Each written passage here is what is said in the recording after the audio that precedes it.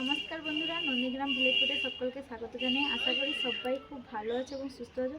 দেখো, কয়েকদিন তো বড় ব্লগ তোমাদের সঙ্গে শেয়ার করতে পারিনি, আজ তাই ভাবলাম যে তোমাদের সঙ্গে একটা বড় ব্লগ নিয়ে চলে এসি। দেখো, আজকে অনেক রকমের তোমরা মাছের ভাপা খেয়েছো। আজকে যেভাবে আমি মাছের ভাপাটা করে দেখাবো, তোমরা ভিডিওটা দেখতে থাকো। ভালো লাগলে চ্যানেলটিকে সাবস্ক্রাইব করে দিও। আজকে আমি সিলভার কাপ মাছ দিয়ে একটা ভাপা করে দেখাবো। পুরো ভিডিওটা সম্পূর্ণ দেখতে থাকো।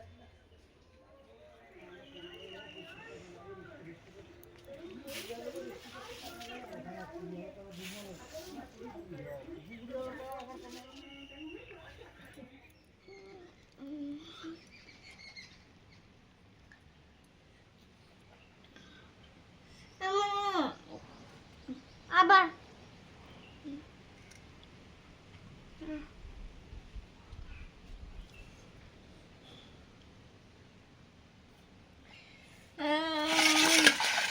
বন্ধুরা, তো দেখো মাছগুলো তো ধুয়ে নিয়ে চলে এসেছি। আজকের বলেছিলাম তোমাদের, দেখো সিলভার কাপ মাছ দিয়ে আজকে একটা রেসিপি দেখাবো। তাই দেখো কেটে মাছগুলো নিয়েছি, কত সুন্দর দেখো মাছগুলো পরিষ্কার করে ভালো করে ধুয়ে নিয়েছি। এটা একটা দুর্দান্ত রেসিপি করে আজ তোমাদের দেখাবো। মাছের মধ্যে প্রথমে আমি লবণ এবং হলুদ মাখিয়ে দিচ্ছি, তারপরে বলছি এই মাছটা দিয়ে কী রান্না করব।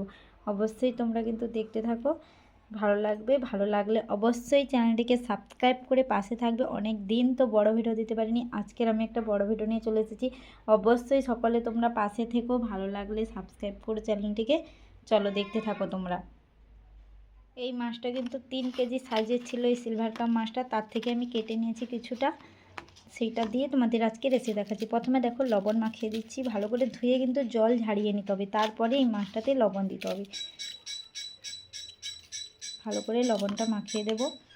ওর মধ্যে দিয়ে দিচ্ছি হলুদ গুঁড়ো, খুবই অল্প দেব, সামান্য, বেশি দেব না, মোটামুটি যতটা। অন্য মাছে একটু বেশি মানে হলুদ গুঁড়ো দিলে ক্ষতি নেই, কিন্তু এই মাছটাতে যে রেসিপিটা করব, অতিরিক্ত হলুদ দিলে ভাজতে গেলে মানে লাল হয়ে যাবে, বেশি পুড়ে যেতে পারে। তাই আমি অল্প করে হলুদ দিলাম। লবণ এবং হলুদ ভালো করে মাছের মধ্যে মাখিয়ে নিচ্ছি। দেখো এভাবে ভালো করে মাখিয়ে নেব, উলট পালট করে।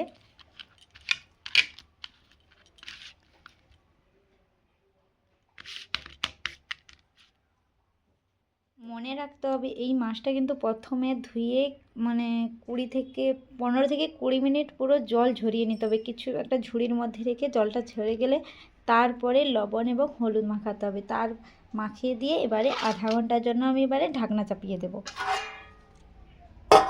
বন্ধুরা, তো আজকে সিলভার কাপ মাছের আমি ভাপা করে দেখাবো, অন্য ধরনের একটি ভাপা। দেখো মাছগুলো তো প্রথমে লবণ এবং হলুদ অনেকক্ষণ মাখিয়ে রেখেছি। দেখো এই মাছগুলো দিয়ে আজকে ভাপা বানাবো। কেমন বানাই তোমরা কিন্তু দেখতে থাকো বন্ধুরা। এই দেখো আমি এখানে 3 পিস মতো মাছ নিয়েছি, এই 3 পিস মাছ দিয়ে ভাপা করে দেখাবো। প্রথমে দেখো ওর মধ্যে দিয়ে দেব পেঁয়াজ বেটে রেখেছি, দিয়ে দেব।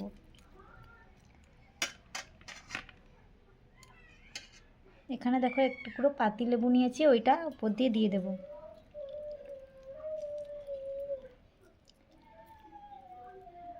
ভালো করে চেপে রসটা দিয়ে দেব। দেখো এখানে কাঁচা লঙ্কা বেটে রেখেছি, দিয়ে দেব। দিয়ে দেব সামান্য হলুদ গুঁড়ো,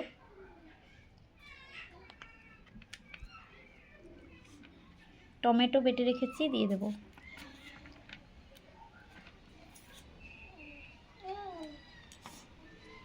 কাঁচা লঙ্কা দিয়েছি, তার জন্য অল্প করে শুকনো লঙ্কা দেবো, বেশি দেব না। যারা ঝাল খেতে চাও দিতে পারো, যারা কম ঝাল খাও শুধু কাঁচা লঙ্কা দিয়ে দিলেই হবে। দিয়ে দেব স্বাদ মতো লবণ।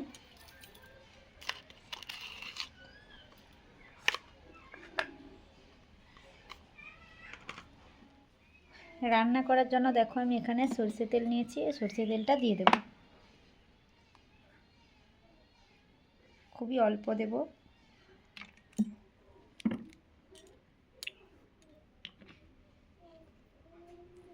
এরপরে হাতের সাহায্যে ভালোভাবে মাখিয়ে নেব সব মশলাগুলো।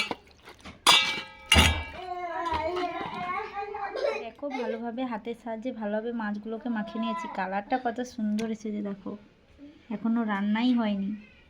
চলো তাহলে এবারে পুরো রেসিপিটা দেখাচ্ছি তোমাদের। দেখো এই রান্নাটা আমি একটা তাবার মধ্যে করছি, তোমরা যে কোনো তাবার মধ্যে বা কড়াইয়ের মধ্যে করতে পারো। আমি তাবার মধ্যে করলে ভালো লাগে, টেস্ট মানে খুবই ভালো হয়। এবারে তাবার মধ্যে আমি অল্প করে সরষের তেল দিয়ে দিচ্ছি। এই রান্নাটা পুরোপুরি সরষের তেলেই রান্না করতে হবে।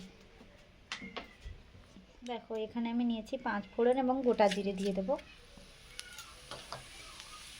তো তেলের মধ্যে জিরে এবং 5 ফোড়ন ভালোভাবে ফুটে গেছে, ওর মধ্যে দিয়ে দেবো আদা বেটে রেখেছি, দিয়ে দেবো, দিয়ে ভালোভাবে ভেজে নেব।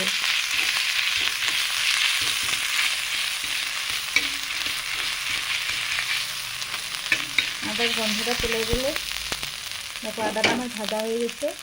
আদা আমার ভালোভাবে ভাজা হয়ে গেছে। এবারে যে মাছটা মাখিয়ে রেখেছিলাম একে একে বসিয়ে দেবো।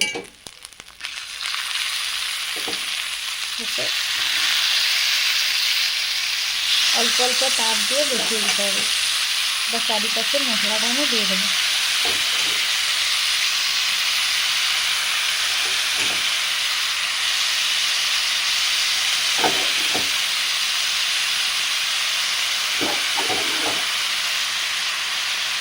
অল্প অল্প তাপ দিয়ে ঢাকনা দিয়ে দেবো। দেখো ভালোভাবে বসিয়ে দিয়েছি, কোনো জল দেবো না, এইভাবে অল্প আঁচ দিয়ে বসিয়ে দেবো। আমি ঢাকনা চাপিয়ে দিচ্ছি কিছুক্ষণের জন্য। ঢাকনা খুলে আবার দেখে নেব হয়েছে কি না। দেখো কীভাবে ফুটছে, দেখো কাছ থেকে তোমাদের দেখাচ্ছি। এইটা খেতে কিন্তু খুবই দুর্দান্ত লাগে বন্ধুরা, তোমরা একবার বাড়িতে বানিয়ে খেয়ে আমাকে কমেন্ট করে কিন্তু জানাবে। এখন জল দেবো না, এইভাবে ফুটতে থাক, তারপরে শেষে অল্প জল দিয়ে ফুটিয়ে নেব। দেখো এই ভাপেই সেদ্ধ হয়ে যাবে। আবারও ঢাকনা চাপিয়ে দিচ্ছি, আবারও ঢাকনা খুলে দেখে নিচ্ছি হয়েছে কি না। দেখো কত সুন্দর কালার হয়েছে দেখো। এবারে একটু উল্টে দেব। দেখো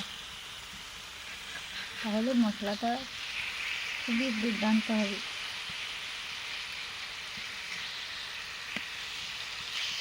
দেখো এরপরে মশলাগুলো একটু উপরে দিয়ে দেবো এভাবে।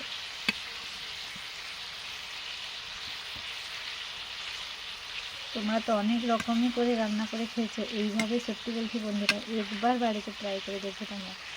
আরও পারলে একটু রসুন দিয়ে দেবে, আমি রসুন দিইনি, তোমরা চাইলে একটু রসুন দিয়ে দিতে পারো, আরও ভালো। তেলেই দেবে। এরপরে অল্প অল্প হাত দিয়ে জল দিয়ে দেবো চারিপাশে, খুব বেশি দেবো না।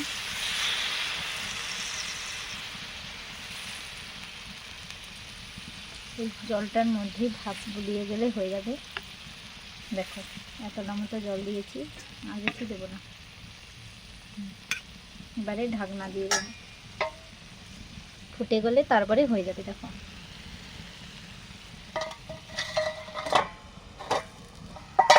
10 থেকে 15 মিনিট হয়ে গেছে, আবারও ঢাকনা খুলে দেখে নিচ্ছি। দেখো কত সুন্দর একটা কালার হয়েছে, দেখো ভাপগুলো কীভাবে ফুটছে দেখো, আর সেন্টটাও খুব দুর্দান্ত এসেছে। হয়ে গেছে, এবারে আর একটু ফুটে গেলে নামিয়ে নেব। মশলাগুলো উপরে দিয়ে দেবো, তাহলে খুব ভালো হবে। এভাবে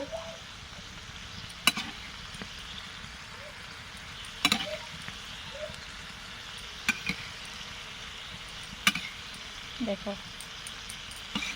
কালারটা এত দুর্দান্ত এসেছে, তোমরা কীরকম দেখতে পাচ্ছ বুঝতে পারছো না। দেখো বন্ধুরা